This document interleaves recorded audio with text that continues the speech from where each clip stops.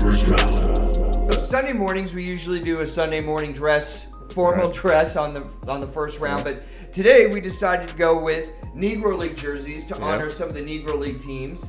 I'm wearing the Pittsburgh Crawfords, who were from 1931 to 1940, and I thought it would be interesting to go into the next couple weeks, have a little segment about the Negro League teams, because a lot of them, if I say millennials in Negro Leagues, they're, it's going to be a racially offensive thing. They don't even know that there was a league called the Negro Leagues, let alone that most of the greatest baseball players of all time played in the Negro Leagues. Some of them did get to matriculate over to play in the majors, but a lot of them never even did, like Josh Gibson, catcher.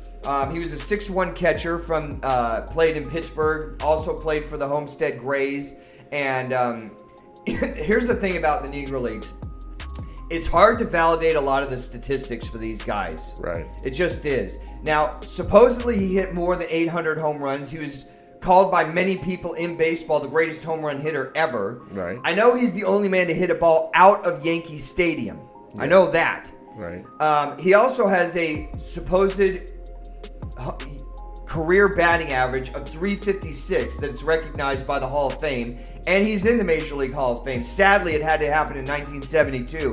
But if you don't know about the Negro Leagues or a lot of the guys that played in the Negro Leagues, you have got to look it up, because if you're into baseball at all, or even history, sports history, some of the greatest athletes ever played in the Negro Leagues. Just for the Pittsburgh Crawfords, we talked about Josh Gibson just now as a catcher. Look up Cool Papa Bell. Cool Papa Bell was one of the best pitchers or players of all time. Right. He was so fast. When I've been up to Cooperstown many times, and I've heard a lot of stories, and one of the cool stories I heard about Cool Papa Bell and his speed was he was so fast that at nighttime when they were going in for at their hotel to sleep, he could hit the switch on the light, be in the bed before the light went off. Yeah, I heard that. Yeah, that was a good one. Cool Papa Bell, Judy Johnson, Satchel Paige. Yeah. Satchel Paige pitched for the Pittsburgh Crawfords. Another guy to look up that I just have all the esteem and respect for in the world is Ted Double Duty Ratcliffe. Double Duty Ratcliffe, because they'd play a lot of double headers all the time. The more games you played, the more money you made back then. And they used to travel on a bus. And if they could play 2 or 3 games a day against, anybody out there in that town that they were in, they'd play it. Double Duty Ratcliffe is one of the guys. We've got the Negro League, my Negro League piece up here that's got Buck O'Neil, Monty Irving, Judy Johnson's on there, Buck Leonard, the first black manager in Major League Baseball. It's got Satchel Paige up on the top of it, and they're all hand-signed autographs. But these are players that not a lot of people know about. Yeah, unfortunately, they really don't. And, it's a major part of baseball, Major League Baseball's history, that you have these players that were able to cross over from the Negro Leagues and actually, have an impact on the game. I mean, you look at Satchel Paige. He came in. He was the oldest. Right now, he's currently the oldest rookie to ever play in Major League Baseball. Mm-hmm. He started, he pitched his first game at the age of 42. In Major League Baseball. I mean, can you imagine a 42-year-old Rickey? Right, and he reminds me of Nolan Ryan because he still had lights out stuff past 40. Yeah. Yeah, amazing. Yes, and that's one of those, and those are some of the things that a lot of people really don't know and don't, really recognize about, Major League Baseball. I mean, when you think of Major League Baseball, you start thinking about the Babe Ruths, you start thinking about the Willie Mays and those players. I mean, Jackie Robinson. I mean, the mainstream players that you know from Major League Baseball, but you have to understand that history to understand, how that stuff came. Yeah, you never hear about the Cool Papa Bells and Judy Johnsons. Exactly. I mean, Josh Gibson. I think if I'm gonna, and you know what, I just get next week. Friday night, our top 5 has to be top 5 baseball players of all time. Okay. Josh Gibson's got to be on that list. Yeah, it has to be. And no one has ever heard of this guy unless you are really, really into Major League Baseball history and Negro League history, which I am. I all this memorabilia up on our wall here in the St. Jude Studios. I've been collecting memorabilia for probably 30 years, which I just aged myself, and that sucks.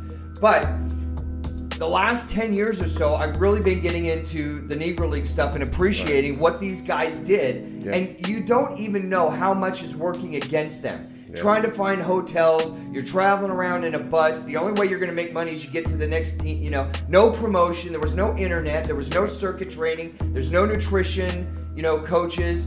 There was so much working against these guys socially, athletically, and yet they're some of the best players. You could put their numbers up. I don't like comparing players from different eras. Right. You and I have talked about this before. I like to compare my qualifications for Hall of Fame in Major League Baseball. Are you the best player at your position in your era? Yeah. But these guys' stats can be put up against any era, and they're still dominant. Yeah. And they had so much to overcome. All the respect in the world to those guys, even the middle of the road guys, to get on a baseball team. Here comes Manny. Hey, Manny. He just woke up. He's sitting behind you the whole show. I see. But all respect in the world to those guys for what they did, how they had to do it. I think we should get the word out more about some of these Negro League teams, the players, the owners. You know, they actually had a female owner. Yeah. I mean, that was amazing. You're talking about in the 30s being black and owning a baseball team? I didn't know that. Me either. I mean, you know, you look at J.L. Wilkinson, owner of the Kansas City Royals. He actually was one of the first guys to implement the portable lighting system. So these teams can actually play at night. So they can play more games. Yeah, Tell me about the jersey. That's my Kansas City Monarchs jersey. You got to show the patches on camera. Man. I mean, I think those are so cool. Kansas City Monarchs. But the other one, Here we go. The Negro League. Kansas City Monarchs.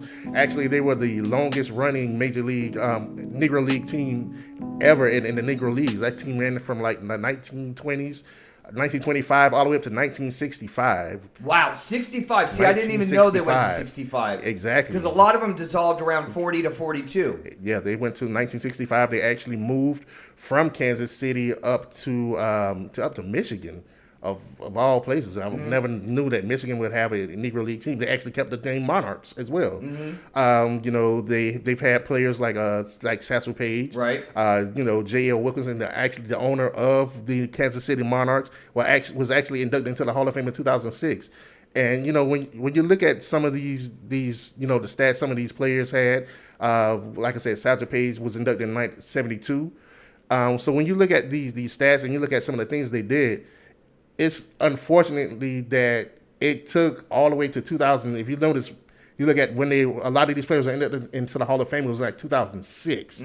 So if you look at the stuff they were able to contribute to the game, it's sad that it took them, you know, that long, almost 50, 60 years for them to be recognized. Yeah. You know, I've been to it. I believe, unless I'm wrong, it's called the Negro League Baseball Museum. Right. It's not a Hall of Fame. Yeah. I actually ran into the guy when I was there that runs it. I can't remember his name now, and I hate even bringing it up if I don't know his name.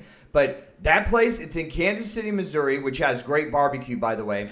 But the Negro League Baseball Museum, I spent a whole day in there just checking out. I love memorabilia. I love seeing the real bats and the real cleats and real, you know, things, real seats from the, you know, the places where they played. And I thought it was amazing. If you ever have a chance and you're in Kansas City and you want to check out something, if you're even into baseball or sports at all, I highly recommend it. It wasn't that expensive. It's really professionally put together. It's on par with the Major League Baseball Hall of Fame.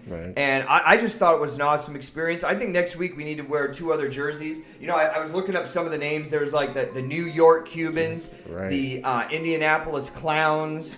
I mean, there's so much rich history when it comes to the Negro League baseball teams. I love it. I just find it fascinating. I think we need to get the word out more, like I mentioned, and we're trying to do that on the first round here. The first round.